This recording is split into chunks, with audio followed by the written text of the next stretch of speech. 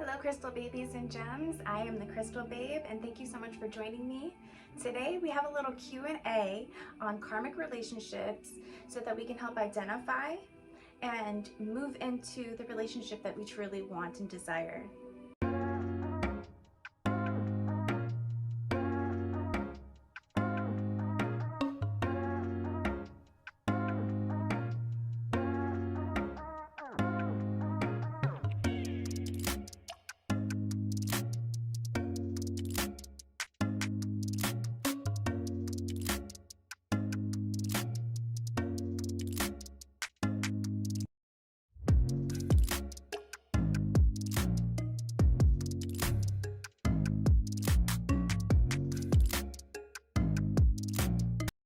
The truth about the soulmate and twin flame journey is that we often get caught up in karmic relationships, and doesn't mean that these people are not soulmates, but it just means that they are a vibrational match to who we are now.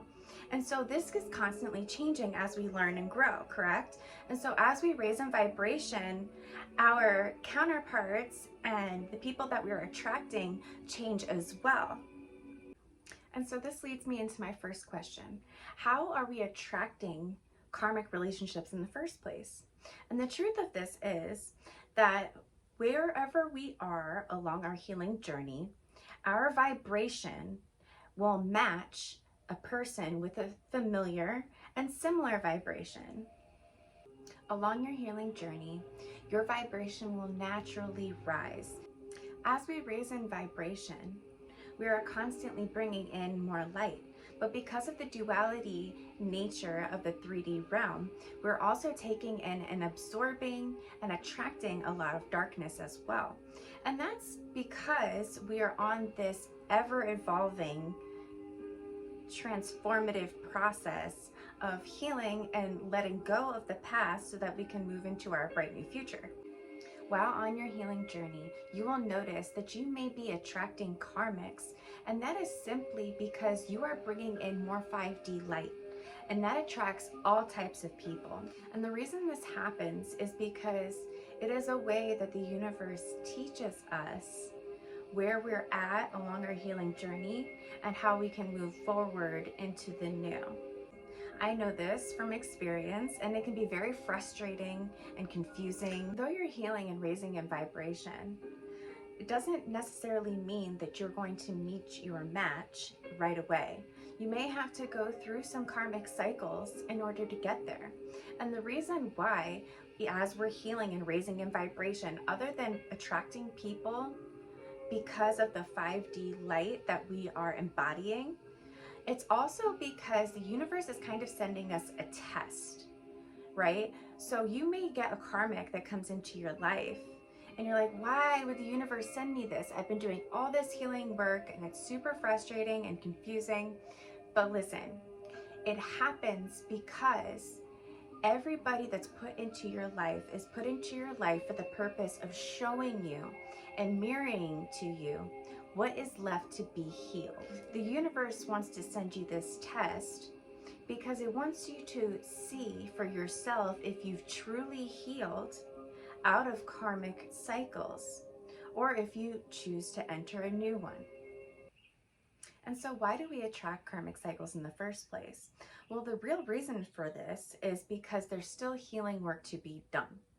Attracting karmics can be a gift. You can look at it as a gift from the universe, a way of saying, hey, you're not exactly where you need to be today, but you are well on your way. And these are the things we want you to look for. These are the things that we want you to learn from and to get these soul lessons. And the best way to do that, the fastest route to healing, is to place you with a person who will help you to see what needs to be healed.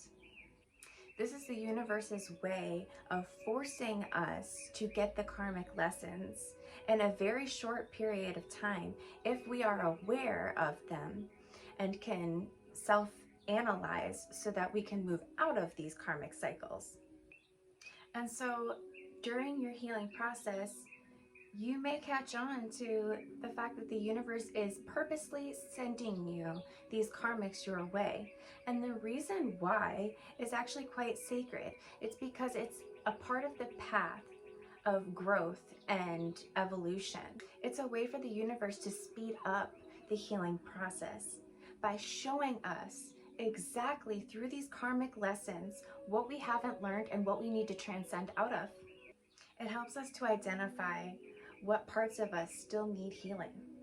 Because you see, when you're single, it's kind of hard to identify what needs to be healed if you're never being triggered. And that's the sad truth about it.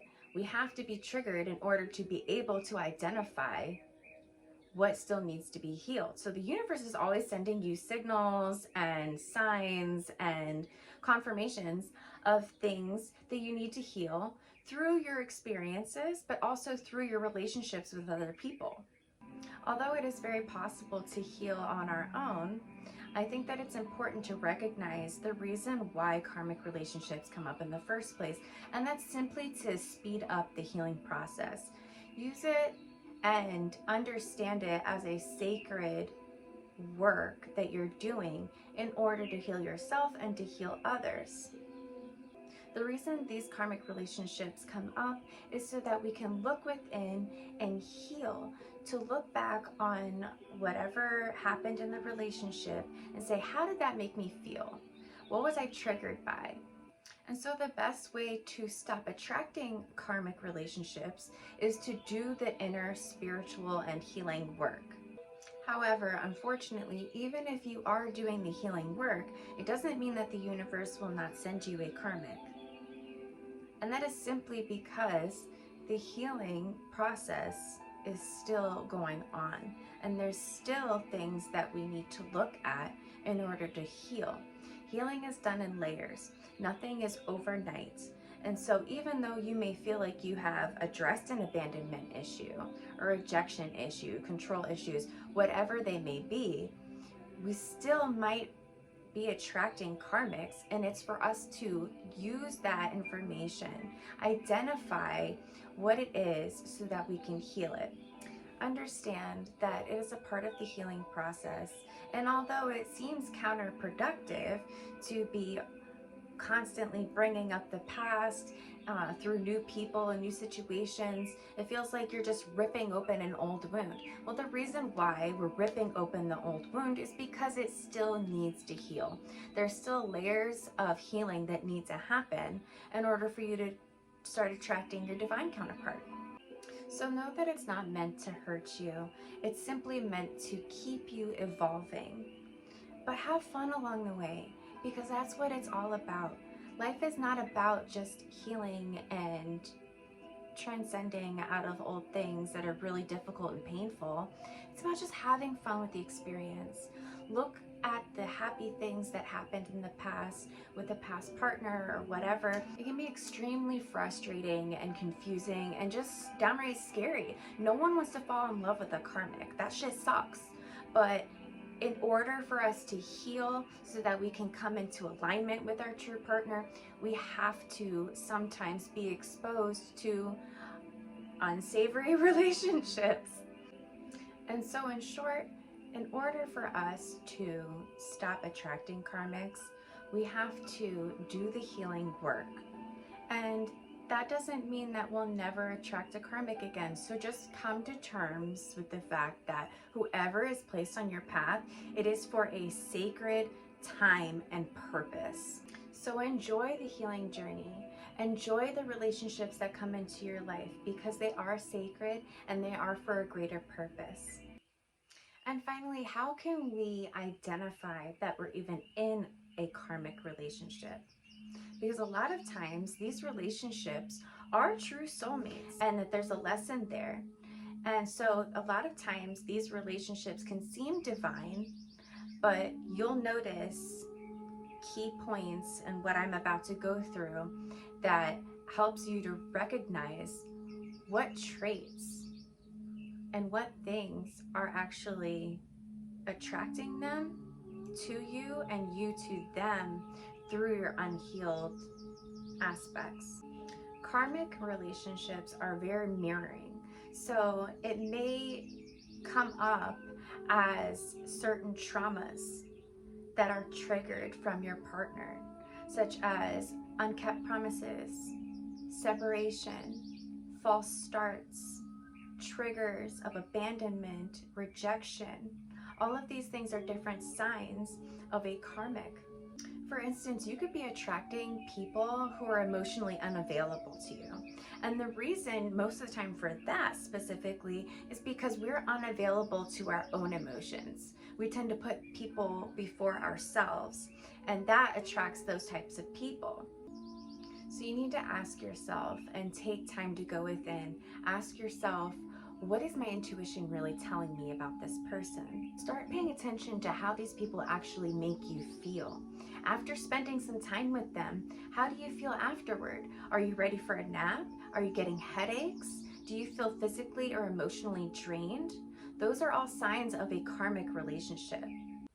What is your intuition trying to tell you about this person? And pay attention to the signs and synchronicities that are happening to you while you're in this relationship. Have you been progressing? Since you've been with this person, have they helped you to evolve in any way? What did your soul's growth look like before, during, and after the relationship? And that'll give you some real insight to whether or not that person was really a vibrational match to you, to your unhealed parts or your healed parts. That's the distinction. Those are the identifiers that we're looking for in order to see where we are along our healing journey. Have we progressed? Have we digressed? And how we can move forward using these things as a tool. Asking yourself, what did this experience teach me? How can I grow from it? And asking yourself, how can I grow from this? Using these identifiers as a tool so that you can progress along your healing. I also want to point out that this approach to relationships is actually quite calming, and it puts us in a position of power. The whole concept of growing and learning and enjoying karmic relationships is really quite refreshing because it takes away the pressure of making a person fit and trying to control the situation, which really comes from rejection, abandonment issues, things of that nature, where we feel we need to control our partner. And it's not about that. It's about attracting the one who wants to be there for you, right? And so with all of that being said, understand that you just need to enjoy the ride and listen to your intuition and do the self-healing work so that you can transcend out of these relationships. All right, I hope you enjoyed this short video, and stay tuned because my next video I'll be going into the evil eye, how to identify who's giving you the evil eye, and how you can protect yourself. All right, everyone, thank you again so much for joining me. Please like, subscribe, and share. I have information down below about the Sister Tribe and how you can donate there. Remember, I am the Crystal Babe, and thank you so much for joining me. Love and light. Namaste.